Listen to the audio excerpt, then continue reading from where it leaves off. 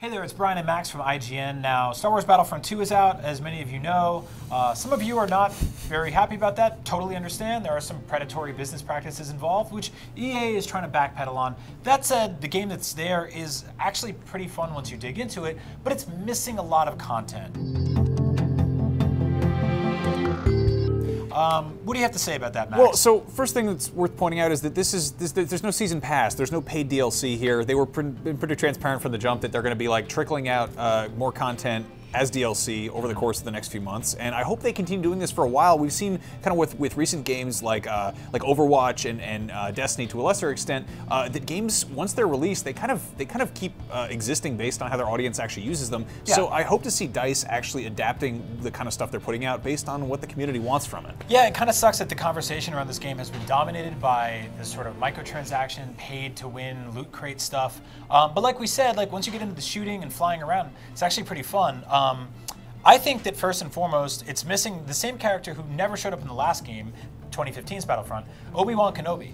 Heroes in this game, they reduce the amount of credits you have to spend to unlock them, so it's gotten a little bit easier. It's still sort of a tough, you have to play a lot of matches to get him. Yeah. But Obi-Wan, for some odd reason, was completely absent from the last game. We haven't seen him in this one. We have a ton of Jedi and Sith in this game, and I want to see him flailing that lightsaber around with the rest of them. Yeah, to piggyback on that, I'd really love it if we got to see different characters kind of reskin based on when they exist in the series. Like we've got Han Solo in kind of a couple different outfits in the existing Battlefront right now, but it seems like a huge missed opportunity that there's no old Han, because you do have Rey and Kylo running around out there. Why not have like different iterations of characters, cosmetically, same character, same play style, but it'd be cool to see also some palette swaps of Boba Fett, for instance. He's got a different color scheme based on Empire and on Jedi. Maybe if they want to get really weird and cosmetic with it, do like a holiday appearance one. You're just changing colors there. It's not a huge deal. That's a really good idea. Like kind of canonical, yeah. Bright candy colors. I do like the idea of old Han, because right now we have Han, we have Bespin Han, and we have the campaign version of Han, which, spoilers,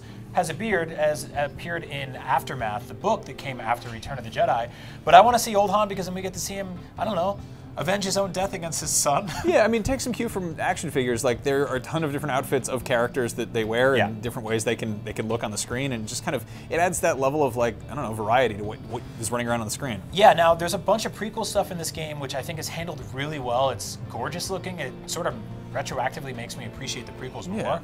But you and I were always saying, like, from the jump when we first heard about prequels in this game, like, do some Gungans. I know that's going to make people just get even madder at us in the comments, but like, look at how cool the battle droids look in Battlefront 2. Those were like goofy-ass bad CG boys in the Phantom Menace, but seeing them running the Frostbite engine in 4K is stunning. They look amazing, and they blend in perfectly with the live action. I'd love to see what a Gungan looks like running around on like a Kadu in the big battle of the Battle of Theed or whatever. Yeah. Yeah, plus all the ships. I mean, there's plenty of them that haven't even gotten near yet, so it'd be cool to see those. We talked a little bit about bounty hunters, obviously, Boba Fett, Bosca's in the game.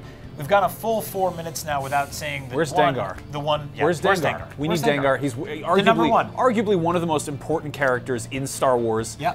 As a whole, the whole saga, really, yeah. He shows up. People say Boba Fett didn't do anything. He got knocked into the stick by the pit by the blonde guy with the stick, and they're like, he looks cool but doesn't do anything. Dengar doesn't even look cool. He looks like an old gross mummy. But he was in the last game, so where is he? Put him exactly. in there. Get him you know what he never did? He never fell in a hole in the movie and died. Yeah. So that puts him above everyone else. Boba Fett. Boba Fett.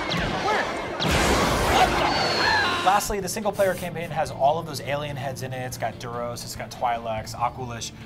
Bring them on over to multiplayer so I don't have to use generic, just human troopers all the time. Yeah, But they were in the last game, so I think they're coming for this one. EA, I think, has already said that that's happening. So hopefully this game grows and evolves and gets better and improves, because I do think, even though it had a bad conversation going into it, things will start to get better. There's a totally playable game buried underneath that, so if you hate it right now, don't buy it. And if you think it's cool, then stick around, because they're going to keep adding stuff to it and polishing it. So for all things video games, Star Wars, and when those two wonderful worlds intersect, stay right here on IGN.